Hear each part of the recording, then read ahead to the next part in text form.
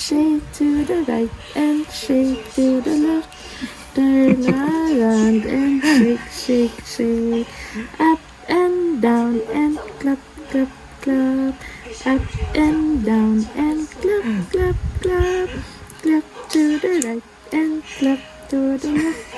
Turn around and clap, clap, clap. Ito po mga kababayan, may delivery tayo. Magkano? 10 million dollar. Sige, next year na lang. Next year na lang.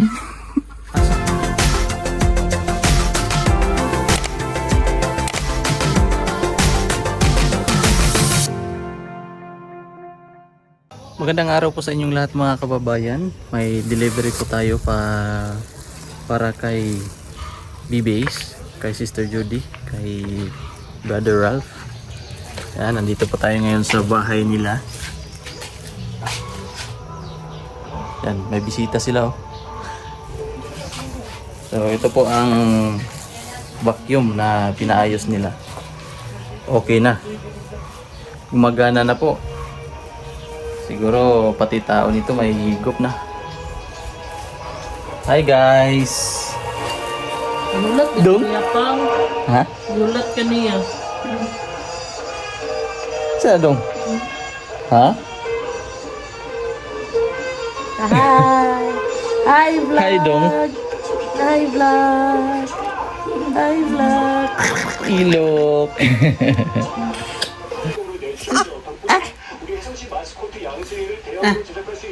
Lolo. Ha? Nasa hi vlog. Hi vlog. Hi sa Hi, sa vlog ni Tito. Hi! Hi. Hi! Hi sa vlog ni Tito.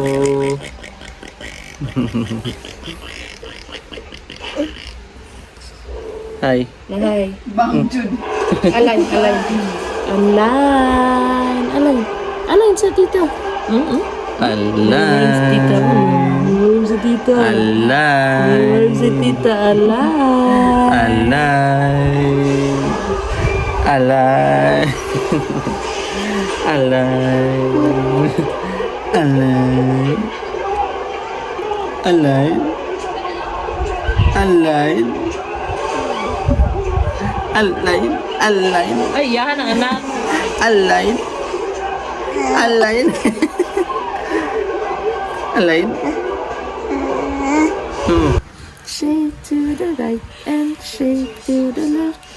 Turn around and shake, shake, shake. Up and down and clap, clap, clap. Up and down and clap, clap, clap. Clap to the right and clap to the left. Turn around and clap, clap, clap. Up and down and jump. Jump, jump, Jump, jump, jump. jump, jump, jump. Up and down and jump, jump, jump. Yay! Yay! Yay! Yay! Yay!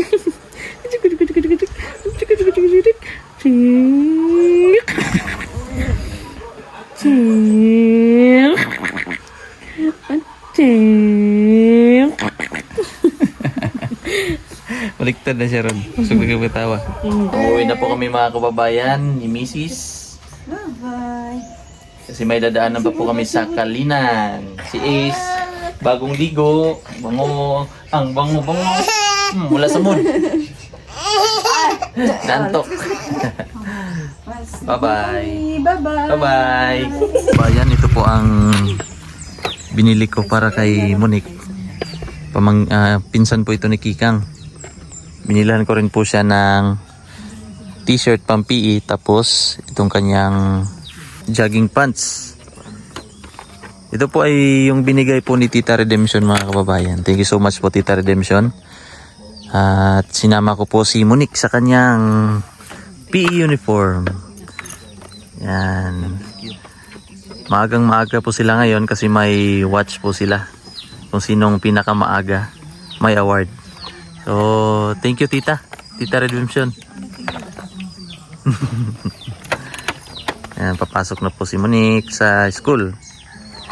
Tapos mamaya-maya po si Kikang naman. So, thank you so much po pala kay Tita Redemption. At hindi ko na po na videohan si Kikang kanina. sa may binigay po si Tita Redemption na 2,000 para po pang allowance ni Kikang. So binili ko po ng PE uniform, kasama po ang binilhan ko ang pinsan ni Kikang. So ngayon po mga kababayan ay pupunta ako doon sa kina Edito kasi ihahatid ko itong mga school supplies na galing po ito sa PB House kay Sir Paul as a sponsor, yung para po daw ipamigay ni Brother Edito doon sa lugar nila. So medyo matagal-tagal na ito dito, kaya ihahatid ko po ito doon sa bahay ni Istong. So diretso na po ako ngayon sa aking maliit na shop at samahan po niyo ako ngayong araw mga kababayan, kasi maganda po ang lugar nila dito tsaka ni PB Istong mga kababayan. Ipapakita ko sa inyo uli. So let's go. Malapit na po tayo kina dito mga kababayan, at mula po dito sa aking upuan ngayon sa motor, mula po dito sa motor sa aking pwesto ngayon ay nasa 1 oras po ang biyahe galing po sa bahay. So kitang kita po dito ang view ng Davao City, pati po ang Samal Island. Kaya ipapakita ko po sa inyo mga kababayan. Ayan po. Tapos yun, Davao City, yung mga building na yun. Ayan po mga kababayan, Davao City. Tapos yung mga isla na yan ay ang Samal Island. Ayan, napakaganda po ng view dito. At ang area po dito mga kababayan ay halos po mga katutubo na ang nakatira. So diretso po tayo.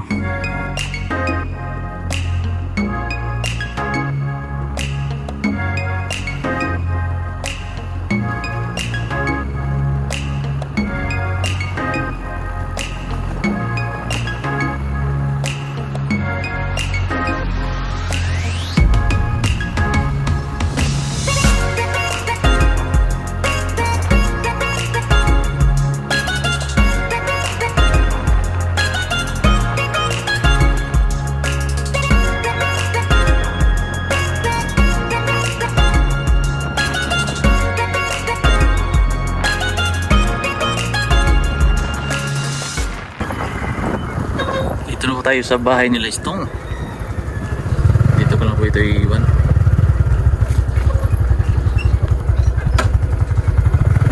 Dito siguro kasi nandito ang motor niya. Hala, pogi ah! Wow! Wow! Parang si Piolo. Piolo. Piolo. Pogi Piolo. Bagong grass cut. Bagong gising.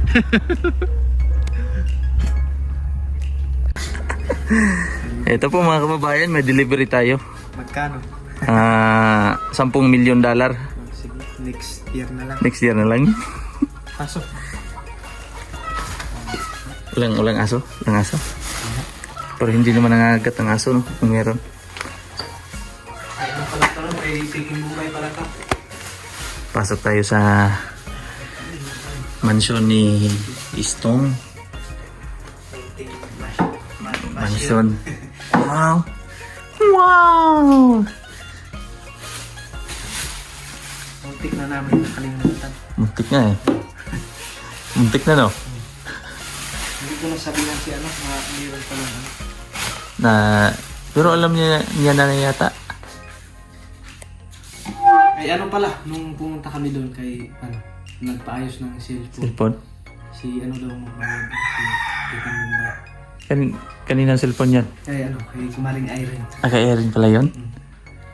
Sayang yung wala ako nun eh. Maulan yan. Maulan yun? Yung technician ko lang nandun, no? Tapos nung nandun na ako sa Kitisi, nakita ko kayo. Dalawa kayo, muntik na kayo doon sa ano. Muntik na kayong sumimplang. Kitisi. Ito po mga kababayan yung kinarga namin doon sa sasakyan ni Petra, ni Peter Paul, mga school supplies para po kay ibigay ito kay Brother Edito. Tapos ngayon, para sa mga ano no, mga pamangkin. Kasama ka pala. Hindi na ako nag-aaral. Ah, hindi ka na nag-aaral. No? Para sa mga pamangkin pala ito mga kababayan. Tapos, ngayon lang na nahatid kasi muntik na makalimutan. No? Hindi na nila naalala sa busy ang kanilang life. Kahit nung kanina nag-chat ka, sabi mo na may atid kang school supply. Ah. Sabi ko, saan kaya galing yun? Nakalimutan mo. Ikaw pa nga nagtali nito, no? Pero nung mga ilang oras na, doon ko na naalala. Naalala mo na. Doon pala galing sa ano. Nung pumunta tayo doon sa mission. Oo, sa mission. Pinadala ni Sir Paul, no? Ayun. Sinadya tong iiwan ni Sir Paul, eh, para sa mga pamangkin mo. Ah, pinsan mo pala. Mga pinsan. Yan, linis ng bahay ni itong mga kababayan. Linisan kasi ano, palagi kasing naulan tapos may papasok dito ng putik. Yung mga aso. Linis, oh. Hindi pa nalinisan. Parang bahay ng ano ba? Mga subdivision. No? Yung mga may second floor ba? Ganito yung style lang. Yung mga Hindi, ano lang to kasi temporary. temporary. Pero tatanggalin naman yan, no? Plywood. Ganda to ikon ba? Second floor. Doon sa ano, kabila. Ay, yung doon sa gilid. Tagipunan mo. Kwarto yan, oh. Oo. Kwarto. Kasi mahirap kasi nung ano, maraming bisita tapos magsiksikan. Oo, siksikan. Kahit ayun naisip ko na ano, mag-ipon muna para pag may bisita. Tulad ni sister ba? Ni Brother Ralph. Pina-expand niya yung likod para pag may bisita, pwede doon mag... Kasi nung nakaraan, nung pumunta ka dito, Oo. marami akong bisita dito tapos dito lang sila nakano. Kahiga. Ayun yun, taga dito lang din. Hindi, ano sa Side ng mama, papa. ano yun, sa magulang namin sa Ah! Bisita pa lang ng... Akala ko mga kadugo mo lang yun dito. So, naswertehan ngayon mga kababayan, ang ganda ng panahon. Dito. Tapos ang ganda ng view. No? Nakapunta ka na doon? Sa? Ayun dito. Sa Kaalas-asan. Ganda doon? Ang ganda din doon. Ano yung view doon? Anong main na pinapasyalan doon? Ano lang? Ayan, yan. May ano kasi dyan, yung mga kagamitan ng kultura namin. No? Diyan yun. Ano. Pero hindi pa siya totally na ano, tapos talaga. May entrance. Ano lang, donation lang. No? Puntahan ko kaya, no? Si... Sino ba yun? Si Manghil. Puntahan siya. Puntahan ko kaya. May, di ba may tarpaulin yata. Ano na nakasulat, no? May nakasulat dun tapos. Daanan ko kaya. Pag uwi, no? Daanan ko ngayon. Pero mag-ano ka muna dyan. Kasi yung may Paalam? kumbaga may tour guide din kasi sila. Ah, Kumbaga ipapaliwanag nila kung ano yung explanation sa ganitong naitayo doon. sige. Sige, puntahan ko ngayon. May ano lang sila doon, donation box. Kung magkano yung i-donate mo. Yun. Depende lang. Depende. Puntahan ko ngayon. Nakapunta na kami doon nung karaan kasama si Kumaring Irene. Hmm? Ay, yung natambling sila? Hindi pa yun. Ay, ba? Hindi pa kasi naka-upload siya. Mumbai. Inaantay ko muna. Bago ka mag-upload?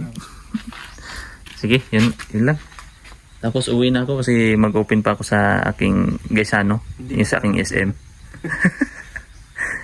Doon muna lang singilin kay ano. Ay, walang problem. Akala ko kung sino. Sabi nila ng technician ko, may nagpaayos daw doon pero hindi nila kilala. Sabi, Peking Bombay. Sige lang. Si brother pala. Nag-ano yun, tinignan ko yung messenger kung naka-online ka nung time na yun, kaso wala. Wala. Saan ako nun? Ay, bumaba yata ako nun. Bumili ng mga pyesa.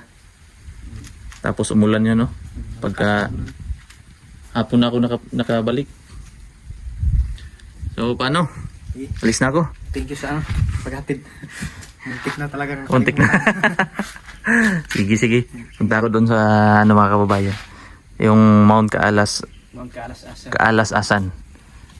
Abangan po ninyo kung anong mga makikita natin doon tungkol po sa kultura nila. Ano yun? School of, tribal, basta ayun. Sa tribal. Mm. Sige. Malalaman nyo lang doon sa Pag- ipapaliwanag. Sige. Ayan, so papasok po tayo doon sa Mount Kaalas-Asan. So si Sir po ang may-ari. Mga pamilya Gipulangan mga idol, si Lino Gipulangan, akong papa Lino Gipulangan. So sila pong may-ari doon mga kababayan sa ating papasukin na para pong tribal village po yan mga kababayan. So papasukin ko dyan kasi sabi po ni Istong na maganda daw. Tapos malalaman po natin ang mga kultura ng kanilang tribo mga kababayan. So may tao po daw doon na mag-i-explain kung ano ang kanilang kultura, para malaman po natin. So papasok po ako doon mga kababayan. Pero importante lang doon pag pumasok kayo doon sa SLT, ang tinatawag doon sa Mount Kaalas-Asan, School of Living Tradition SLT. No, So, tribal village yan sa mga tribong at mga idol doon sa loob ng Mount Kaalas-Asan. Kung ang importante lang dyan mga idol is kung anong mga rules and regulation doon sa loob, yun lang ang kailangan sundin natin. Hindi natin pwede yan bypass yung mga nasa management doon sa loob. Ang Mount Kaalas-Asan natin is initiative lang yun sa pamilyang Gipulangan mga idol, but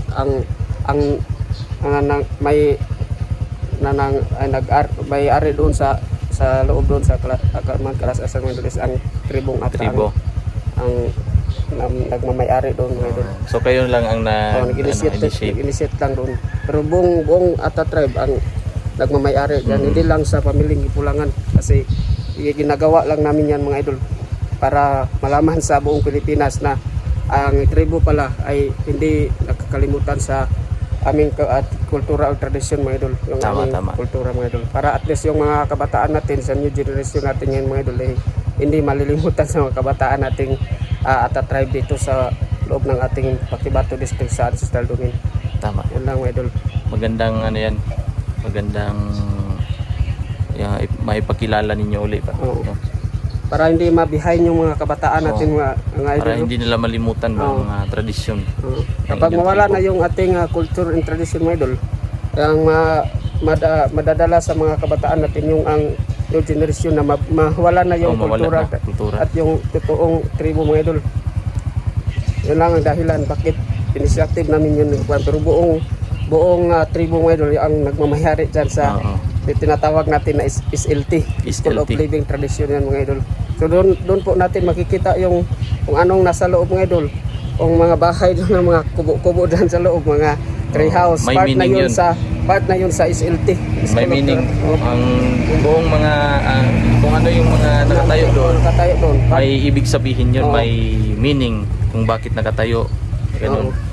May bawat makita ninyo doon sa loob mga idol ay may kanya-kanyang meaning yun. Pero pwede ninyo i-explain doon sa loob.